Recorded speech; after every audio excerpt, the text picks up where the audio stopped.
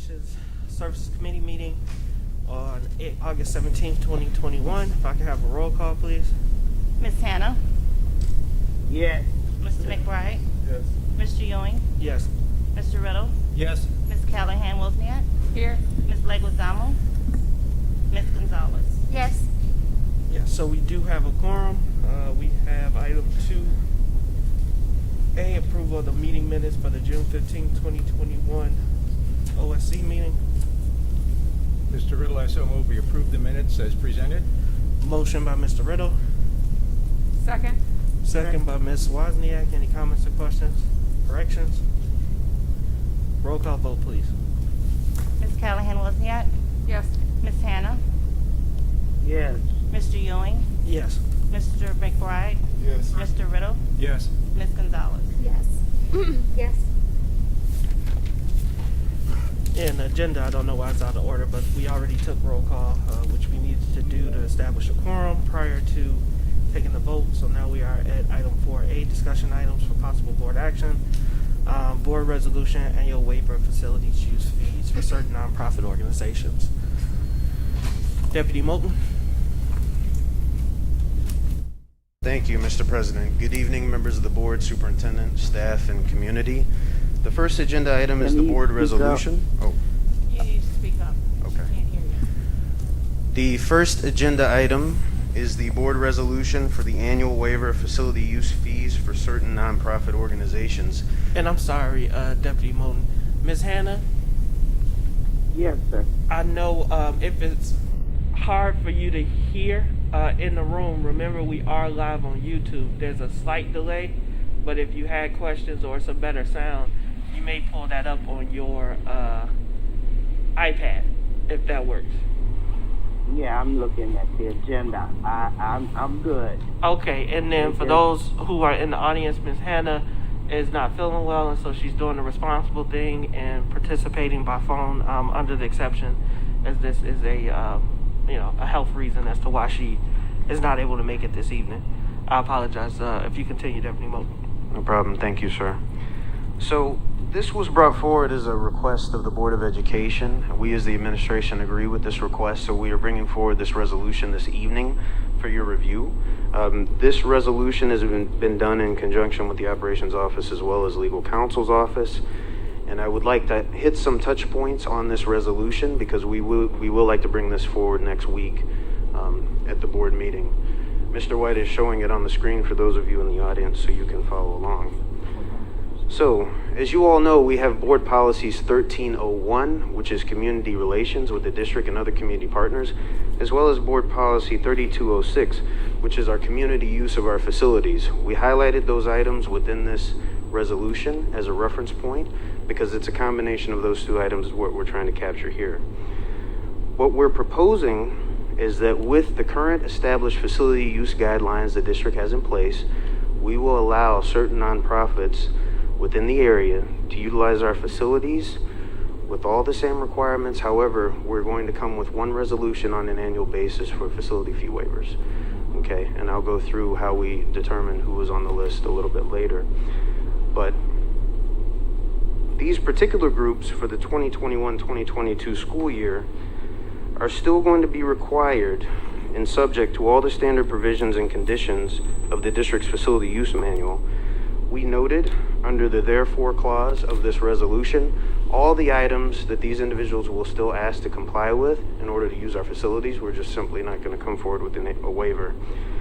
Those items include suspension or cancellation, conditional charges and costs beyond the standard use fee, assumption of risk, full and unconditional release, exclusion of liability, indemnity, insurance, waivers and releases by individual clients and patrons, and the like.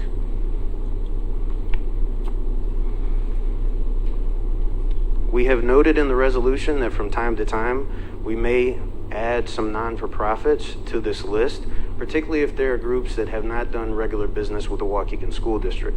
So what we would do if those groups come forward and they want to establish a relationship is we'd bring an amendment, ask the board to approve the amendment for the remainder of that year, and then we would go through and do the annual process again for the following school year. So this would be done in the summertime.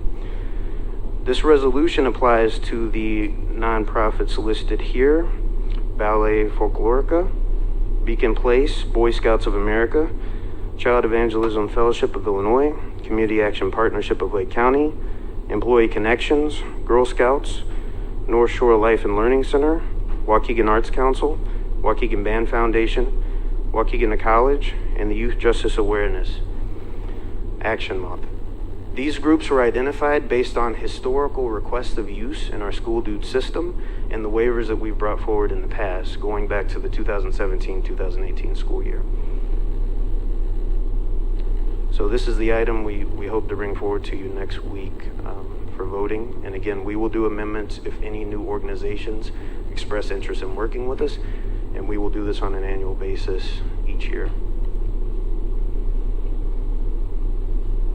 Are there any questions? Well, I do have a couple of questions. There's a couple of something that I'm not familiar with. I'll do file the investigation for them. But thanks anyway for your presentation.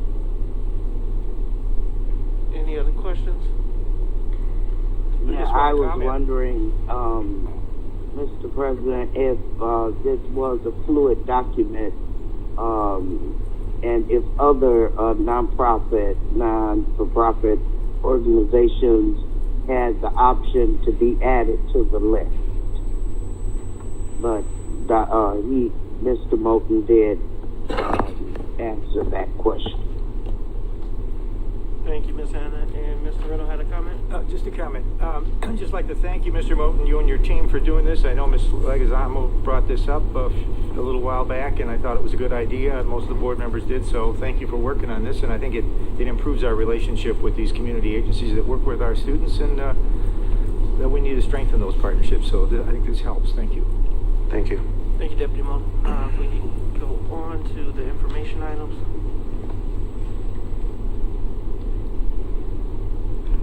So we have several information items here for your review, and as well as reports. We would like to take questions on those items. We do have staff in the audience if there are any specific questions. And for item 5B, I will go ahead and point this out now. We will have a revision when that comes back to the board for approval. That's the approval of the professional development for the asbestos contractor and supervisor certification. The total cost is noted as $1,554. That total actually will be and should be $1,260.32. And the mileage portion of that approval is not $666. It is actually $372.96. So that will be amended when we come back for board action at the following board meeting.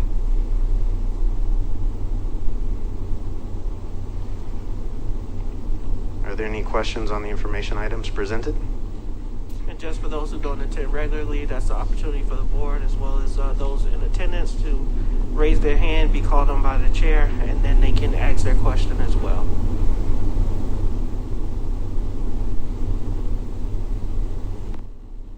Mr. President, we've just went over 5A, right? No, we're in that entire section. Do you have any questions on any of the information items? Well, just one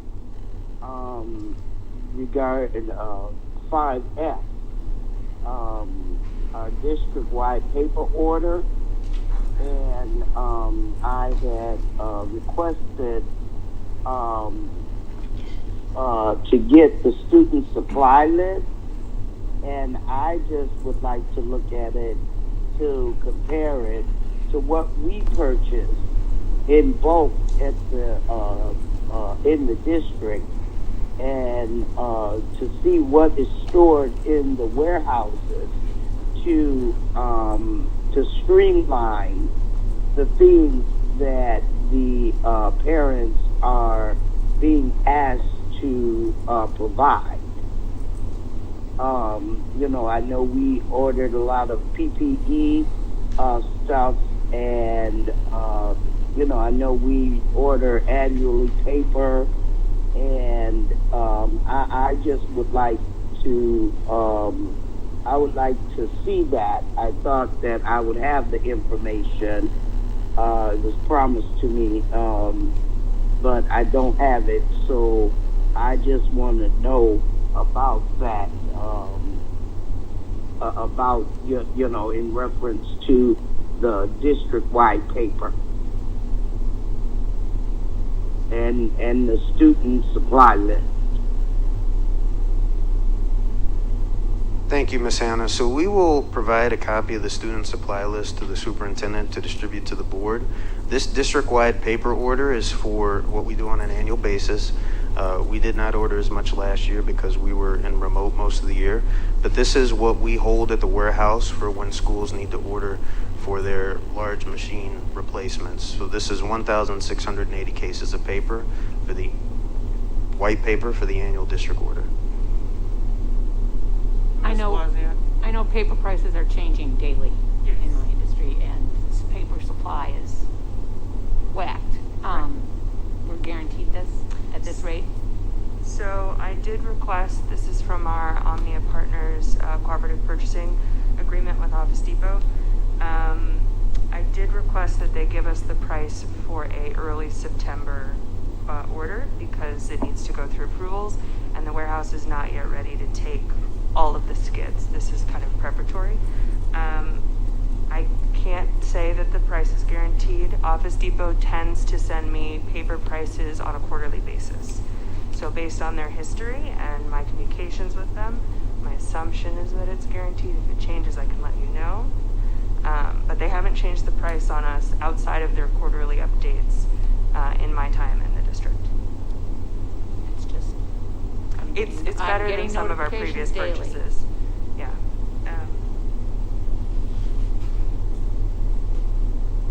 So, Ms. Hannah, they did say that they provide those supply lists, which are also online too. So they will email you the supply list through the superintendent, and they elaborated. Did you have further questions on this item?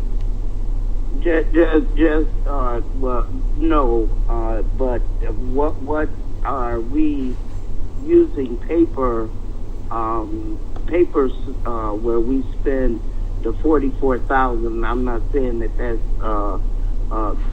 bad or good. I'm not saying that. I'm just asking because we do things, electronically by computer and stuff like that, and I'm just wondering, and I guess an answer could follow or what have you. But that's my question. So we have converted to a lot of digital forms, and we are using obviously remote platforms for meetings, etc. But we still do print paper, especially now. We're printing paper in the schools and at the administrative locations. So we do want to maintain inventory to make sure we're responsive and we don't run out as we do our daily operations throughout the school year. All right. And for the sake of time, because I did promise the board, but I want to bring up where I believe Ms. Hannah, you can correct me if I'm wrong, is coming from. And that is that the Board of Education approved the purchase of items like paper, the purchase of items like hand sanitizer and other things, Right. yet those items still appeared on school supply list. And so there's a, as the Board of Education is saying, if we are approving the purchase and expenditure of these items, why are we still asking parents to supply packs of paper and hand sanitizer and things that we obviously pay a lot less for because we purchase them in bulk? So I think, did that capture your concern, Ms. Hannah? Absolutely. Thank you, Board President. And that is my concern as well, Superintendent. It's not directly related to this item. This is fine. We need paper. But as we are doing these items, I'm going to be talking to the board about either a policy or resolution to streamline our school supply list, is because it varies from school to school, from grade to grade, and some of the items that are being requested, again, we purchase in bulk and have it readily available. So thank you for that, Ms. Hannah. They can still provide you with the school supply list, but unless there are any other questions on this item, we're going to continue No, on to not reports. that item, but I do, Mr. President, have a question regarding, the why are we giving, more and more companies 3-year contracts? Because these companies and, vendors and stuff, they need to be, reviewed annually. And, I just don't think it's a good idea for us to keep just handing out 3-year contracts to these companies. And so that's something that the board may want to talk about and so forth, but we have to evaluate these things to see if they're working. Wonder if they're not working, but we've signed a 3-year contract. So what I want to do, Ms. Hannah, I think that was general. Do you want to ask specifically why we are being asked to vote on a 3-year contract for Navigation 360? Yes, but it's only for that reason that I stated. I'm not saying that it's a bad company. I'm not saying anything like that. I'm just saying why the 3-year contract. So Navigate 360 is what we use for our ALICE training for staff, which is our lockdown measures with our law enforcement agency.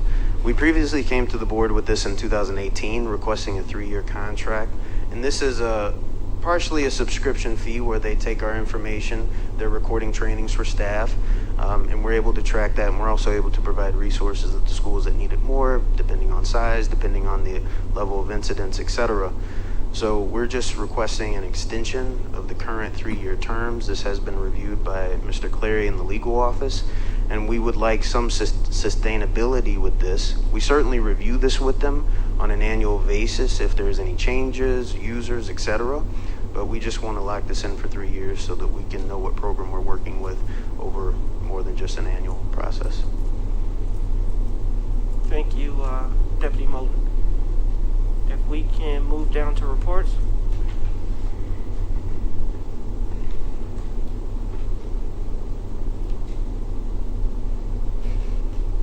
So under the reporting section, we do have some standard financial reports for you to review. We have team members here if there are any questions.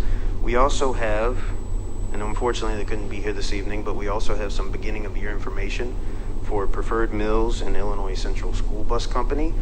And just to remind the board, the last few years we've made attempts to do some beginning of year information, mid-year review, and end of year review with those two organizations.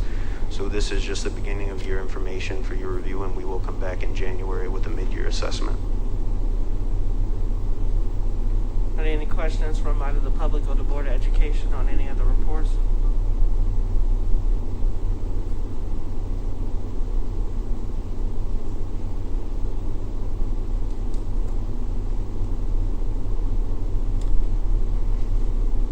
All right. With that, I'd like to call for a motion to adjourn. Motion. Second. Motion by Ms. Wozniak, second by Mr. Riddle. All in favor signify with aye. Aye. Any opposed, Aye. nay. OSC meeting is adjourned. If we can continue right into our next meeting, which is our student achievement. I would like to call to order the August 17th, 2021 student achievement meeting.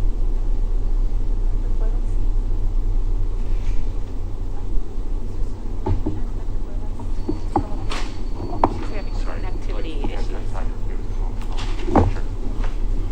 think Rick is. Oh, sorry. Rick, did you fix your connectivity issue? You want to have this one, this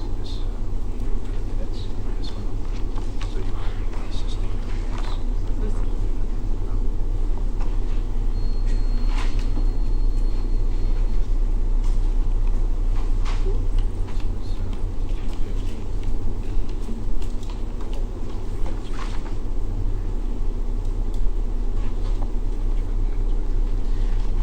right, so I'd like to call to order the August 17, 2021 Student Achievement Meeting.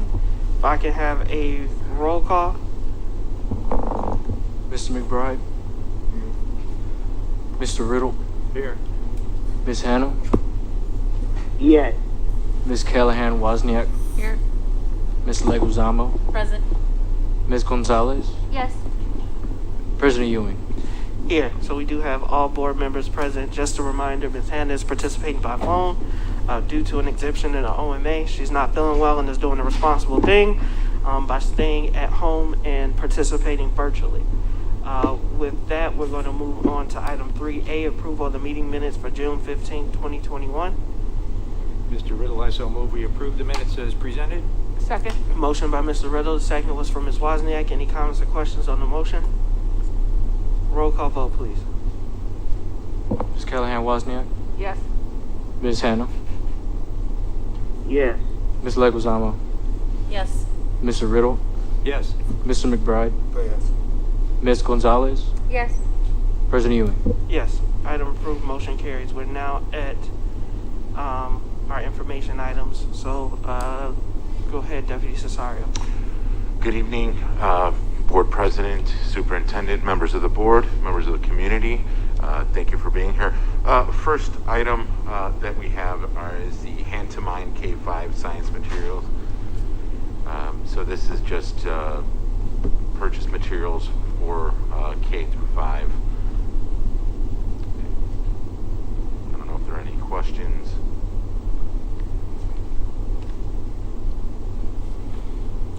So Ms. Hannah, just to make sure we're at 5A, any questions on that item? No, not the science, except, is this just, specifically for the K-5, Yes. science program, and, what's going on with the, with the middle school science, program? Okay, these were just the materials for K-5. I believe that the middle school materials were kits that were already replenished. Do you want to add anything to that? Sure, definitely. Good evening, Board of Education. Thank you. So what I have gathered thus far is that in science, in middle school, that we have units that are already and have been developed already. And so what we're working on moving forward this year is really making sure that systemically, that if you're a 6th grader, 7th grader, 8th grader, that across all of our middle schools that they're being taught the same curriculum at the same time with the same standards.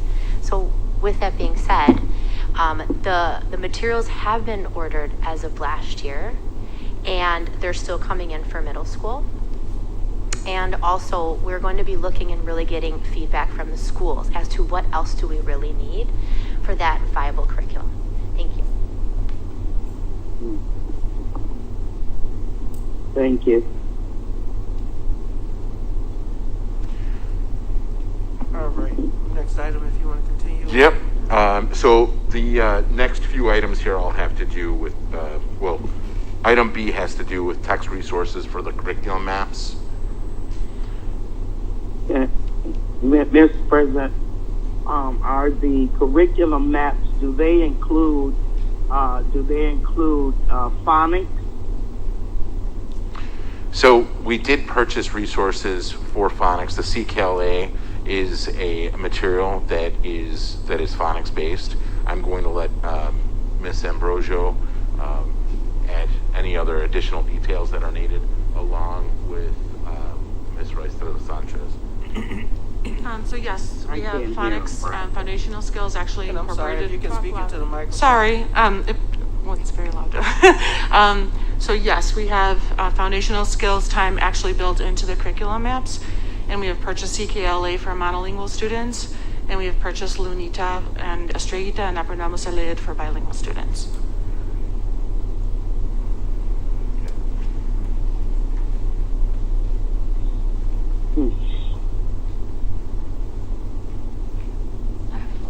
Oh, I'm sorry. Move, you can move on, Brandon. I'll talk later. Go ahead. I'm sorry, Ms. Vukovic.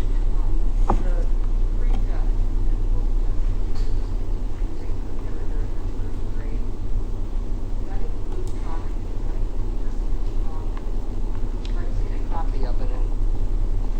Thank you. I've seen a copy of the pretest that's for kindergarten. Is that a standard test? Is that something someone made up? The CIAs are actually built by the curriculum mapping teams, but they're... So they're made by people here, not... Yes.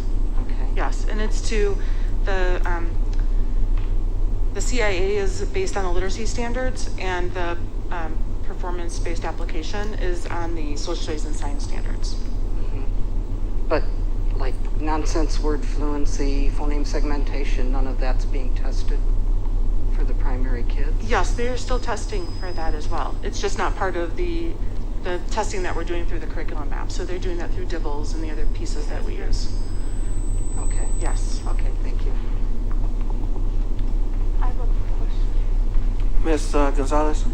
I just wanted to ask if, for all of the materials that we've been ordering, if our teachers are actually getting them on time, because I know previously mentioned that, you know, obviously every company is different and distribution is kind of a mess right now, you know, supply chain.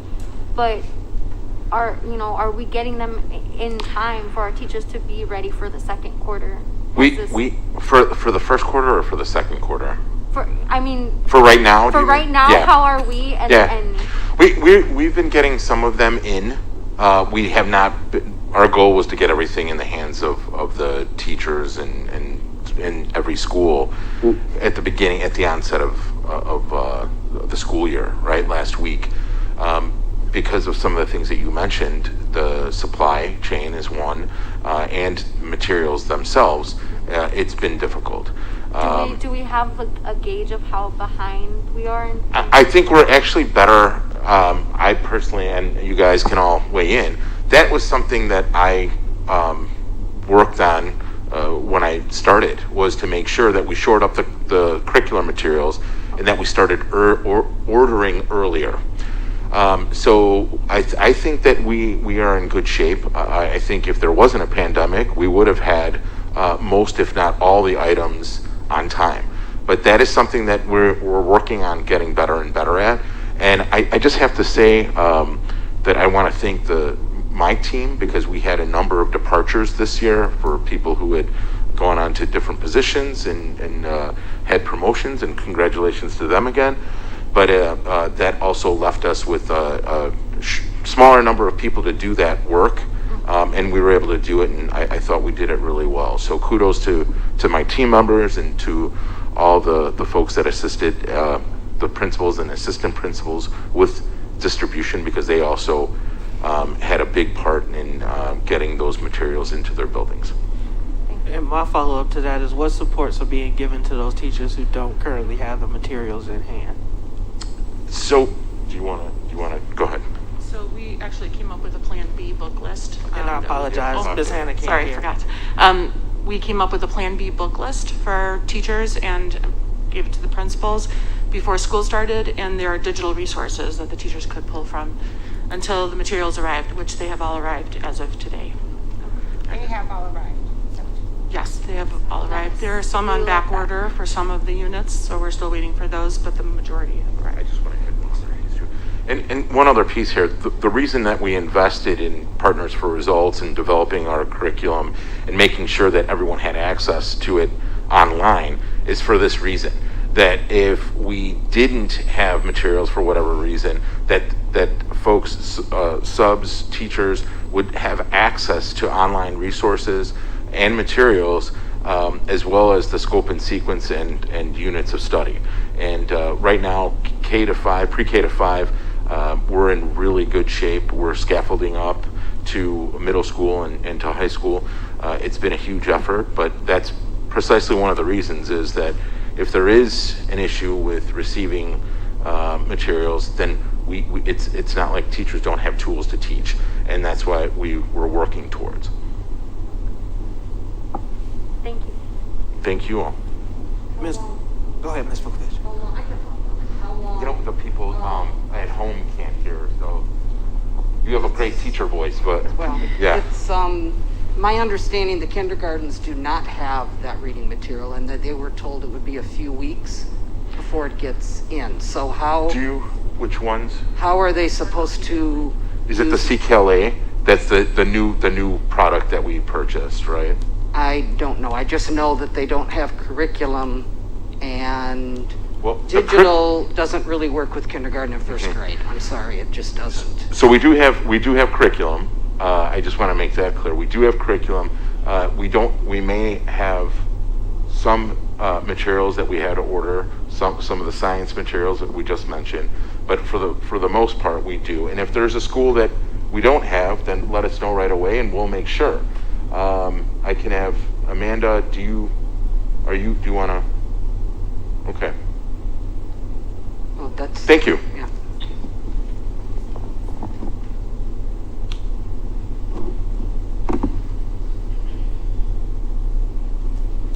So I want to make it clear. So the curriculum for kindergarten is in place. It is. It has to be in place, Yeah. right? Okay. I also just want to make it clear, of course, we all know that we're in a pandemic, so resources are shipping coming into districts. It slows in multiple areas, as is with the car shortage, lumber shortage, etc. The staff is just waiting for companies to be able to distribute the materials that are needed. But Dr. Cesario, if you can please put together an assessment of what we're missing, what we're not, just like a high overview, and we can get it to the board so that they can see a quick overview of what is in district or what we're still pending. Not a problem. And I want to, especially for those who may be participating online and even the board, everybody's not in education. There's a difference between curriculum and materials. Correct. And so what I think Ms. Vukovic is asking, and what the board and others have heard from the frontline teachers, is that they don't have a curriculum, not that the materials haven't arrived. And so either I want to make sure that we all are using the same definition, or just explore that a little bit. So that they have the curriculum. There are still some materials that have to come in. I just want to make that clear. So the curriculum is what we're teaching. It's strategies that we're utilizing. It's the standards. That's part of what the curriculum is.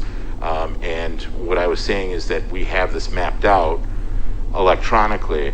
So it has the standards. It has units where it talks about what we're going to be teaching, essential questions, things that we would be focusing on, what are the goals of the unit.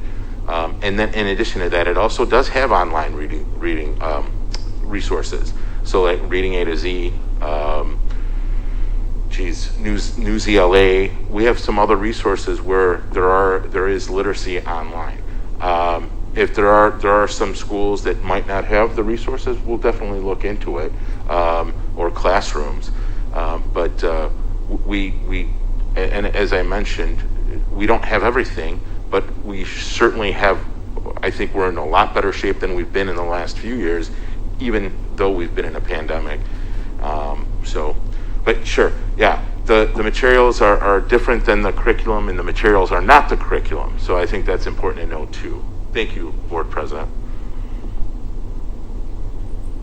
Ms. Leguizamo.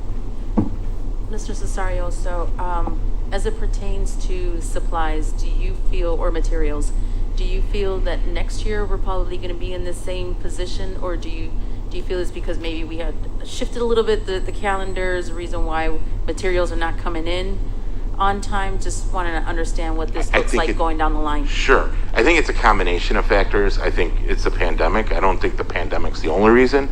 I think it's the calendar is another piece. And I think that I'll take ownership over this, is that we had a shift in some people, and during the transition, we had some orders that didn't get in when they should have, but that happening is less frequent than it has been in the past. That where we didn't put things in until the last minute. We started the planning for this in January, just like when we started planning for summer school. We started that in January too. Again, there are been a lot of shifts that we've had to make and a lot of things. I just want to remind people that we did go from being fully remote to hybrid and working on those things while we were developing summer school programming, while we were trying to work on these curriculum maps. And so we're juggling a lot of balls at one time. Our goal is to make sure that we have all those materials day one, just like I had mentioned before. That's what we're going to work on. That's what we're going to get better at. So that's where we're at. So, Board President had mentioned a little bit about what we're hearing in regards to some teachers not having curriculum, right? And I just want to make sure that that question and that scenario is not gone by the wayside. So does that mean that the communication has not gotten down to the classroom maybe? Or can you tell us maybe why there might be this disconnection of what is being heard outside of this conversation? Sure. Yeah. So if there is some confusion and it's certain classrooms or if it's at a school, then let us know and we'll address that. That's not the message that I'm hearing. Like I said, I know there's some materials that we haven't received yet. But to your point, when we talk about ReadyGen is the ELA, the English Language Arts program that we use. That's not the curriculum, right? That's what you all are trying to differentiate. Like, what's the curriculum and what are the materials? That's a program that we use that supports our curriculum, because the curriculum is comprised of those standards, those activities, those strategies that we're incorporating. So we do have the curriculum, right? And in terms of the core materials, we do have the core materials for ELA and for math. And for most of science, as we just said, that some of these materials still have to come in for K-5. But if there are, like CKLA was a new program that we purchased, so that's not in as of yet. And then if there's other classrooms or buildings that we don't know of, let us know right away. And Area Superintendent Patty will definitely look into that and we'll address those issues for sure. Thank you. Mr. President, may I speak? Go ahead, Ms. Allen. Okay, if I'm not mistaken, Ms. Leguizamo, you had asked to see the curriculum, didn't you? At one time. And I am interested too in seeing the curriculum. Sure. Yes, ma'am. And I believe we were given something. I want to say it's a June time frame was one of the curriculum mappings. I'd have to go back and reiterate what that was, or find out what that was. I'm happy to send a link where it'll give you access to all that. No problem. Yeah. Sorry. Go ahead, Ms. Hannah. No, I just I too am interested in the curriculum. To see the curriculum. Yeah. Sure. We'll send the link to Nick so he can distribute it to all of you. Not a problem. And then if there's questions after you review through it, we're happy to answer those questions. Mm-hmm. Very proud of that work. Thank you, Ms. Hannah. Thank you, Deputy Cesario. Board President, could I just ask the board a quick question around this? Are we still kind of concerned about this, for what we're hearing about some places not having curriculum, but we're hearing, yes, we do have it, right? Are we still, do we need to dive into this a little bit more? I know curriculum is our board work. So just trying to understand, do we still have a concern over this? Do you think we need to do a survey, an anonymous survey to understand where a potential disconnect is at? Or just trying to understand this a little bit more? Just trying to get the feel of the board here. May I speak really quickly? And I think that the point that when I presented this a few years ago, and I've talked about this, actually at when one of our board meetings during the spring, I talked about the fact that this is a process, that it's not a product, that the curriculum is never finished. And part of that process is educating people that materials are not a curricula, right? Materials are not curricula. A curriculum, as I mentioned. And so there are some people that may say, we have ReadyGen, that's our reading curriculum. That's our ELA curriculum. And that's not accurate. That is a program that we use to support our curriculum. So I have no problem in terms of the survey that you mentioned. We did do that as kind of a formative assessment to see where folks stood and their understanding regarding curriculum. And the work that we're doing is not in isolation. We've involved Lincoln Center folks, we've involved administrators at each site, and we've also involved teachers, so at all levels of the organization, so that we can do this type of learning. And then we also did use surveys too to gather that information. So I just like to caution the board. It's day 4 of school. Having a middle schooler in school, our instruction to our staff and our teachers was to completely work on social emotional as we got back into school.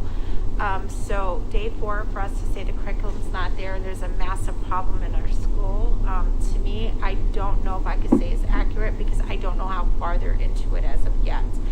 I would suggest, it's just a suggestion up to the board, that we table this up until the next board meeting next Tuesday to hear what we're seeing. Hear what we're saying, see what we're hearing, sorry. Also, is it one specific school?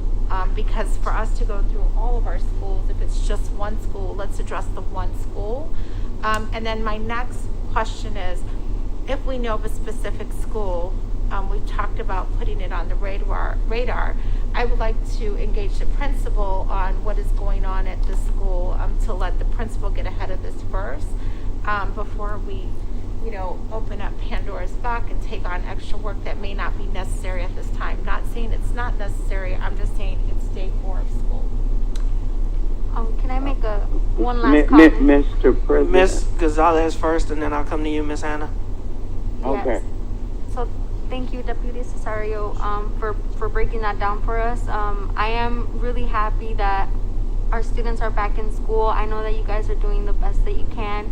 My personal opinion, since I kind of brought the issue up, was more just getting our materials on time, right? Because I know that there are delays and drawbacks to some of the stuff that we may be purchasing.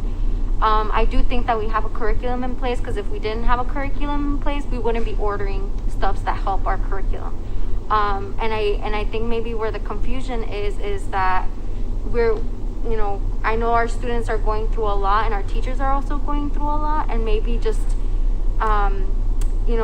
talking about the timetables that they gotta go through to get our students up to speed, where they might have gaps now because of the pandemic, is a lot. So, I just wanted to put that out there.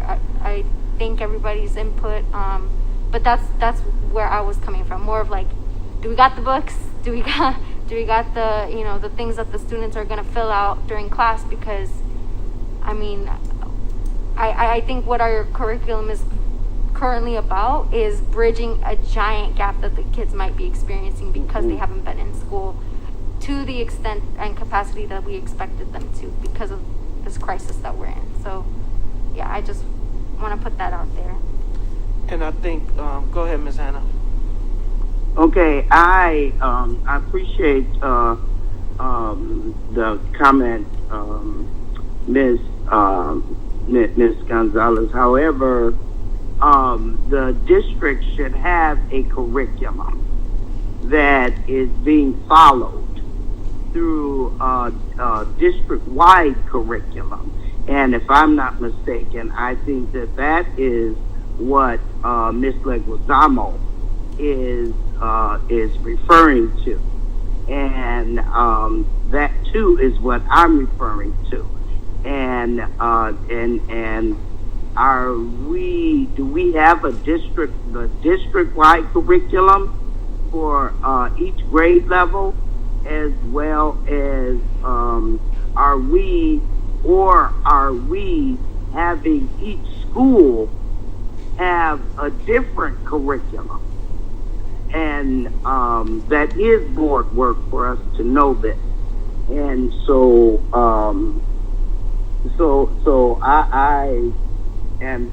I'm interested in this as well. And it's not about about the materials or anything. I want to see the curriculum I think, that is being followed. Yeah, I think Deputy Cesario has already said that he will email that out, but Deputy Cesario, if you want to answer Ms. Hannah's question about the curriculum. Yes, and that, again, that's something that I presented on a few times and I discussed, is that when I started here, that's what Ms. Hannah is describing right now is essentially what we had. We had different schools using different programmatic materials and developing their own curricula. The goal was so that we'd have a consistent, cohesive curricula where we're using the same materials pre-K to in math, we're at pre-K to 6, and same with ReadyGen. And then we have a similar for ELA and for math, respectively, in the middle school up into the high school. And right now, as I had mentioned earlier in the conversation, the curriculum maps are up to 6th grade at this point. We're working on developing the middle school. So we're up through 5th grade, at the beginning of 6th grade. This is work. We could have created this in a room, and it could have taken us a week to do it. But again, I will reiterate this point, and same thing that I told Ms. Leguizamo, is that it's a process. It's not about the product, it's about the process. Through engaging in this process and familiarizing ourselves with the standards, that's where we'll gain the best and greatest benefit. We are more cohesive right now than we were 3 years ago, because what Ms. Hannah is describing is the situation that we were in. Right now, K to 5, we're solid. The goal is to be K to 12. We're working towards that right now, and we're partway there. The big lift right now is going to be in middle school, and that's part of the middle school redesign work that we're doing, engaging in the curricula, and working with the principals and having them be a major part, principals and teachers, and also getting student voice, because that's important at the middle and high school level, as well as the elementary to a certain degree as well. And so, Mr. Cesario, we are following the ELA Common Core standards, right? Yes, that's a good question. What we're doing is based on the Common Core standards, and then the science is based on NGSS, which is also, linked to what the Common Core, but the NGSS, very experiential, hands-on, multifaceted, integrated with other content area. Okay, and so if we are following the Common Core standards, then I certainly hope that we are making sure that phonics are in the curriculums, because that's in the Common Core standards. We purchased a lot of phonics books earlier this year, in June and May. A lot of phonics materials in both English and Spanish. So, thank you, Ms. Hannah. Ms. Vukovic, I saw your hand. Yes, going back to the curriculum design. I think so, just maybe, I think when I spoke of curriculum, I was speaking of materials. I know that there is a curriculum for K-12, most likely. My concern is, and I'm speaking for some teachers who have reached out to me because they're afraid to say anything. I'll be very honest. They have said that to me, and I have mentioned that to you. The curriculum, if you have a curriculum, but you don't have the materials to teach that curriculum and everything to fill the gap time while they're waiting for the materials to come, they lower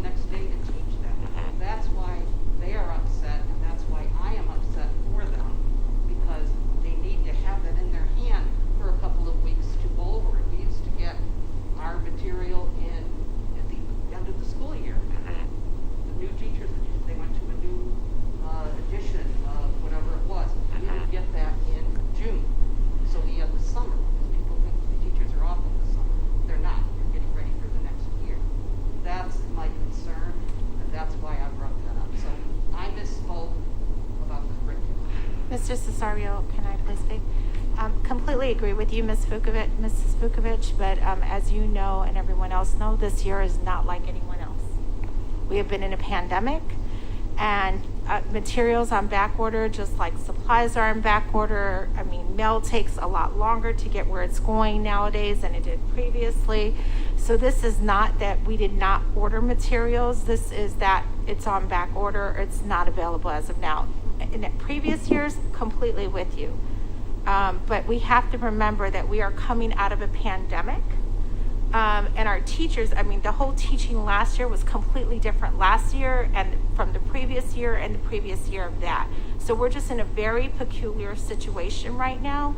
And we are doing the best we can with companies across the country and giving us the material and us getting that into the teachers' hands.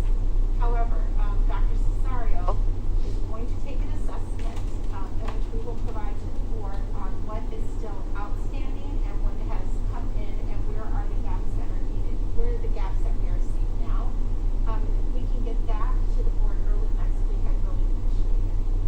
But thank you, Mrs. Vukovic. Completely understand where you're coming from. Thank you, Superintendent. Mr. McIntyre?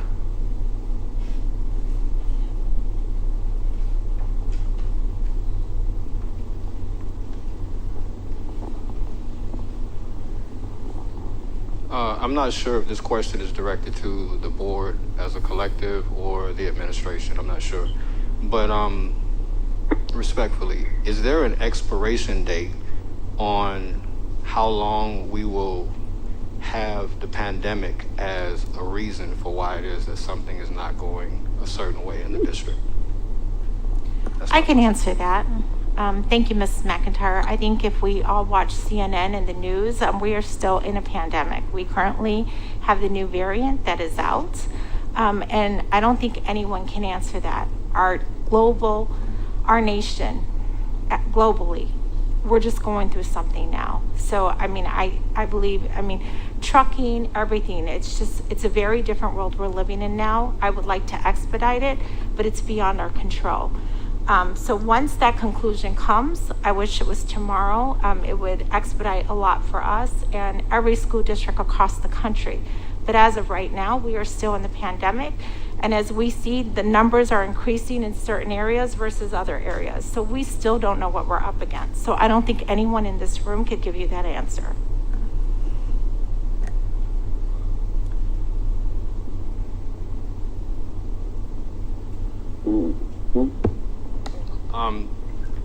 That part, Superintendent, is very much a given, and I definitely understand it, and most people do. I think what I'm trying to get at is, from the standpoint of productivity, when it comes to getting better from where we were last year to where we are now, even with the current state of things with the pandemic, you sort of would expect that there would be a level of, this is a goal to get better, and this is a goal to get better. Like, you keep wanting to go up. If the pandemic is to be used, and I don't mean that in an offensive way, but if the pandemic is to be used as the reasoning for why we don't progress, then that will never stop. So I think that's my biggest point right now. We can always, 5 years from now, we'll be able to look back at this pandemic because it was so huge. We'll be able to look back on it and say, that's why we didn't get better in each of these different areas. So I'm just trying to say, we should have some metric for measuring progress. I completely agree with you. So I want you to know that the goal has not lessened. And so state assessments this year will be back into play. And we will assess where our kids are coming back at and work from that and closing that gap, right? The COVID slide. But as we listen across the country, everyone's talking about how our country is going to be affected from this pandemic for years to come. And what does that look like? We will not even know till we start assessing our kids and the country starts doing that. As I said, we're only day 4 in. So we have not started that process of it as of yet. But I can assure you the goal has not lessened because of the pandemic.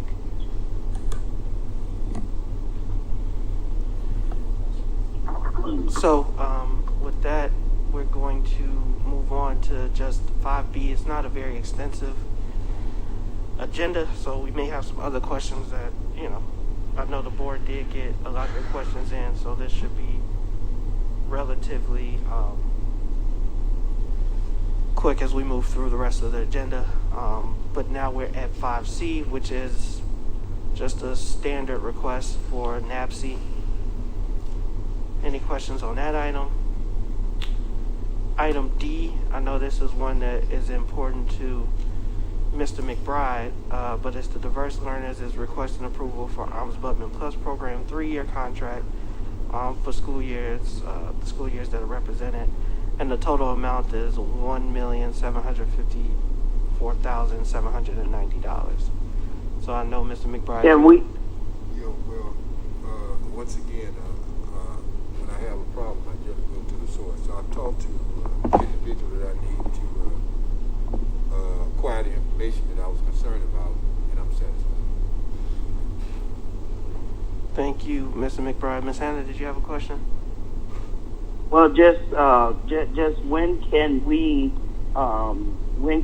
expect a maybe like a review of how Ombudsman Plus has been doing with our kids? You know, because they too were in the pandemic, and so just want to know how they some kind of presentation from them. I think we can look at on 2 levels the goals for the district on inclusion and making sure that we are providing education in our home district and preferably at home schools for these kids who might have some social emotional concerns. As far as at that school level, I think I can work with Coordinator Dennis Adams and look at individual schools perhaps. Well, I know we are going to be looking at how many kids come in, whether they are Waukegan students or whether they move in or residential. And then what are our steps for bringing them back? So is that academic for some kids? Is it functional? Is it behavioral? And so we can put something together like that for you.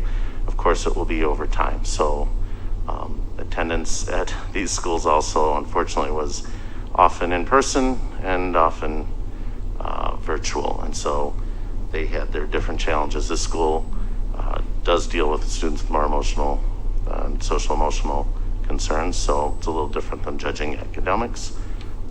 But I think building a plan to come back is the way to look at that. So was that we can't get a presentation from Ombudsman Plus?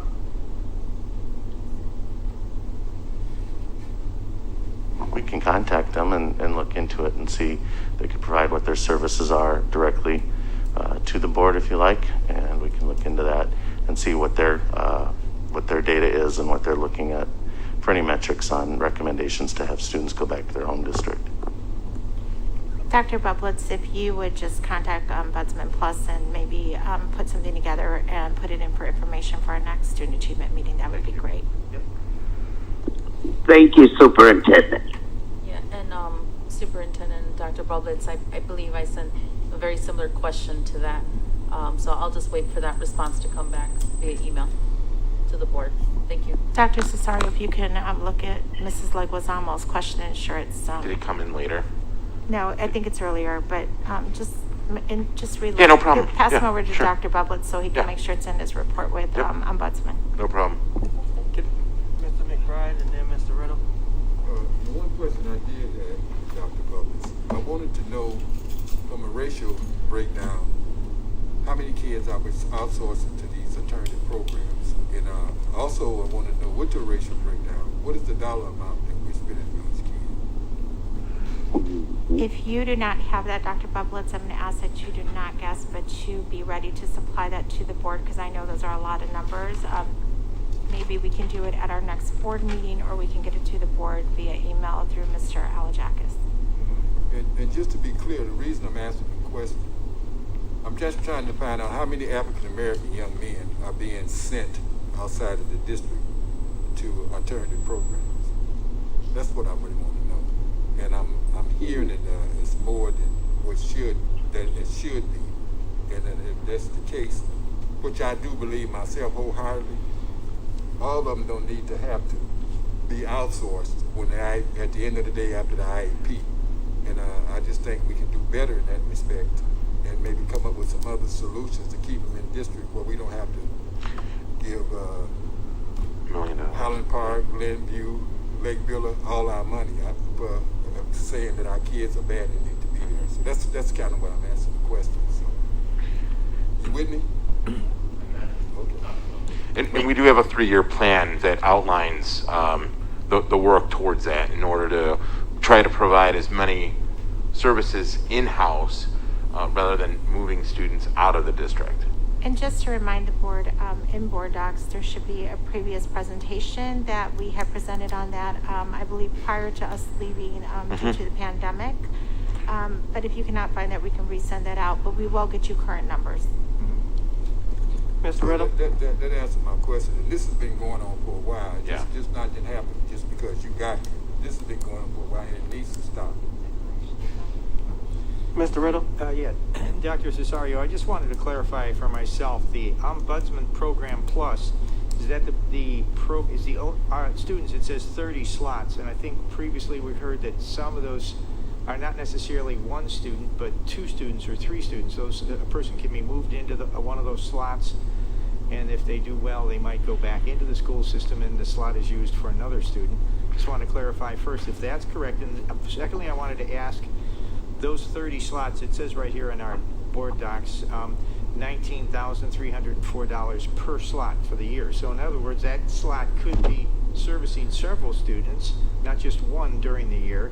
And secondly, I just wanted to verify the location.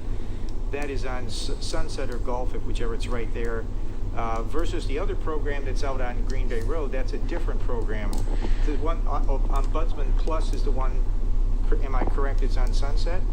I don't know exactly the location, but there are several locations that we utilize. And then my third question would be, would it be possible for the board members, if we chose to, actually have a visit to those locations at some time? Yes, so and see we what actually... they do, because I've ridden by there many times and I see some students on computers.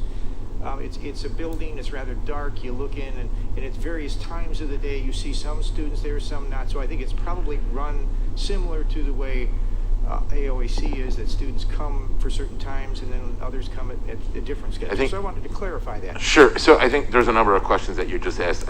We have taken the board to one of the programs that we do partner with. And then you're absolutely right that there are students who transition in, transition out. There's some that at some points, and correct me if I'm mistaken, Dr. Bublitz, but some that will do part of the day as they transition. They'll do part of the day at Ombudsman, and then part of the day back in district. But if there's an opportunity, if you'd like to do that, that's something that we can have Dr. Bublitz arrange. And as I said, we've done it in the past. And I think it's important that he preface and discuss what it is that you would be seeing, because it is a therapeutic setting. It's different than going into a general ed situation or in a building. So, did you want to add something, Dr. Hillary? Yeah, Please. I can just add that your reference to the 30 slots relates to Ombudsman for general ed students. Right. That does not relate to the Ombudsman component that we have for our diverse learners. Those are 2 separate programs, 2 separate facilities. The Ombudsman program for general ed is the one located on Sunset. The reason that the windows are dark is because they're operating as a school, and if you know that area, you know that there's heavy business, heavy traffic, and we don't want to draw attention to the fact that there are students who are there in that facility just for health and safety reasons. Right. But that's why the windows are dark, and it avoids distractions. So that the one on Sunset is for general ed, and the diverse learners ones are the one then that are on Green Bay Road, Yes, correct? on Green Bay Road, yes. Yeah, Or and so the ones we're looking at Those tonight are on this Green Bay. presentation is for Ombudsman Plus on Green Bay Road. absolutely. Thank you. Yeah, I think we've had, I've talked to them a little bit when we've had our III conferences, and they sound like people who are very experienced. I know we've had Ombudsman for many years. They're a nationwide program. Yeah. But it would be good for us to actually, I've never had an opportunity to get in there and actually see them in operation. So maybe something like that could be set up for some of the board members Sure. sometime that want to do that. I think we're good. Any Dr. board Miller. member that's interested Yeah. in visiting one of their facilities, just please reach out to Mr. Alajakis and he will set it up for you Yeah. on a date that's convenient and time that's convenient for you. And thank you, Dr. Hillary, for differentiating between Ombudsman and Ombudsman Plus, because there is a major difference. Right. So thank you for that. Thank you. Ms. Wozniak? I think we should see both facilities, the difference between what's Sure. And one is, when I was speaking about the therapeutic setting, Right. that's more about the Ombudsman Plus. And Ombudsman is there are a number of reasons why students might attend Ombudsman. So, but it is more of a general ed where students are getting the credit. But I'd like to see Yeah, sure. how Yeah, they yeah. differentiate. Sure, yeah. We can set that up, for sure. All right. Any other questions on that item? If not, we're going to move on to 5E.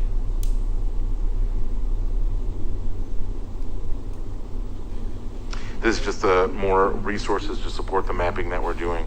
I believe this is fill-in for ReadyGen. Part of that is that we did disperse resources during the pandemic so students could have materials at home, and we need to replenish some of that. And some of them are updates too. And then item 5F. And then this is ESL materials.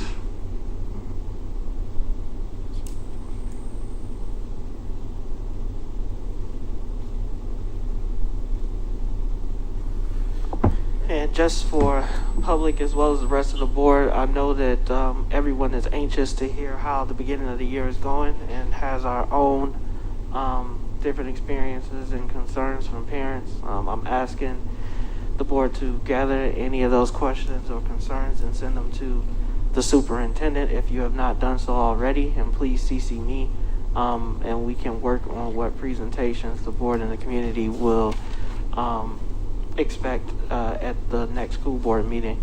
I do know that there was a photo that was circulating on social media that a lot of boards reached out about, and that I do want the board, you got a copy of the letter that went to the parents, which had some of the mitigation efforts that were being handled at the high school. And so if there are any further questions on that, outside of what I've already asked, I'd like you all to send those to myself and the superintendent so that they can be responded to and shared with the public. Mr. President? Yes, ma'am. I have two other questions that are not on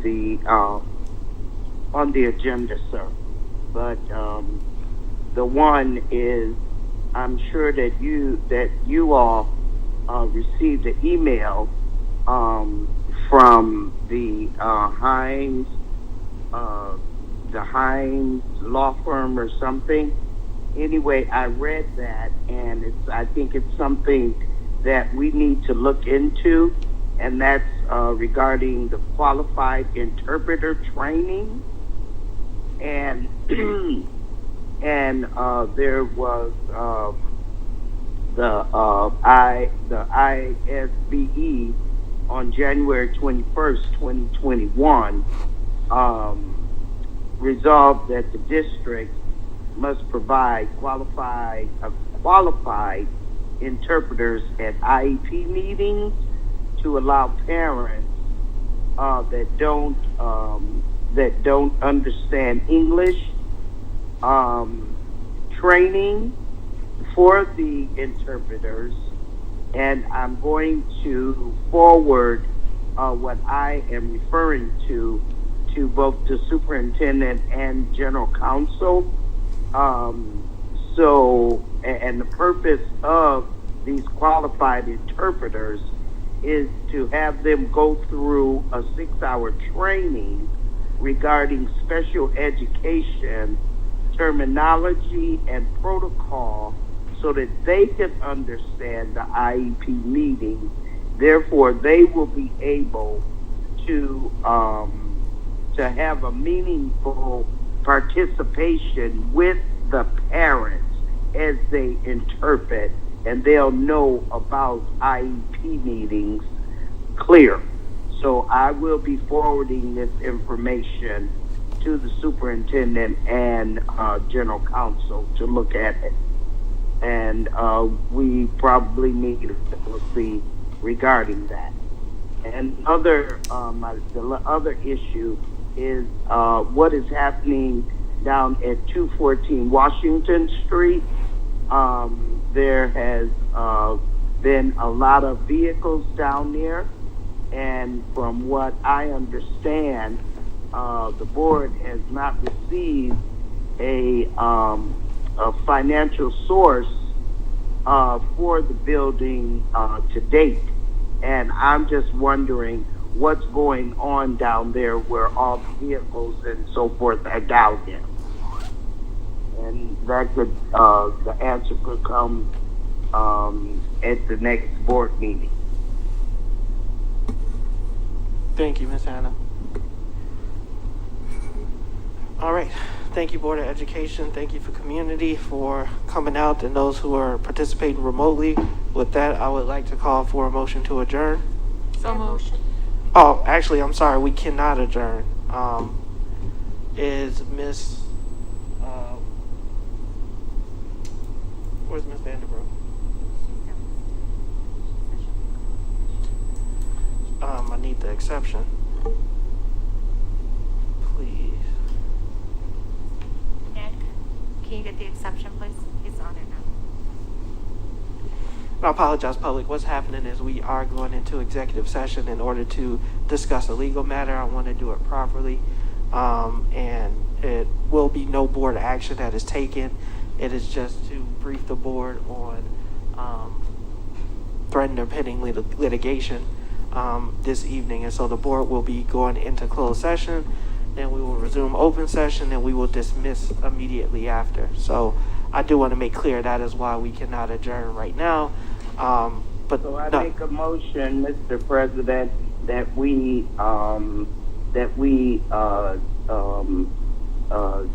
go into recess and in the meeting, and then reconvene in closed session.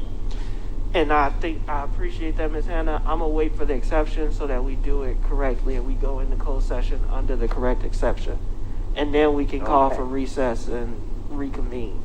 But I do want the community to know what we're going into executive session under. That's all. But thank you. I do think appreciate it. Exception C1. C1 is personnel. Mr. President. So this C1 acts as a C1 and C11 personnel and pending and threatened litigation.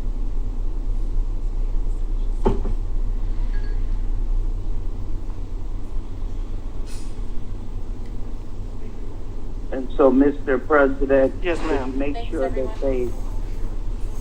they call me back. Yeah, of course. Yes, ma'am. Okay. Nick, why don't you call her?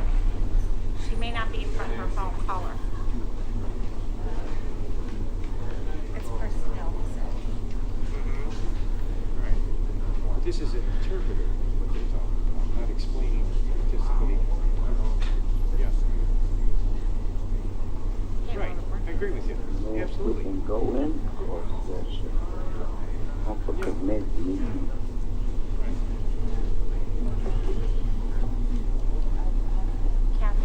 So, Kathy, I just want to make sure that we go into executive session under the correct exception. Just personnel? Personnel? Comes back here. Right. Okay. All right, I'd like a motion to go into closed session under exception C1. I motion. Motion by Ms. Gonzalez. Second by Ms. Leguizamo.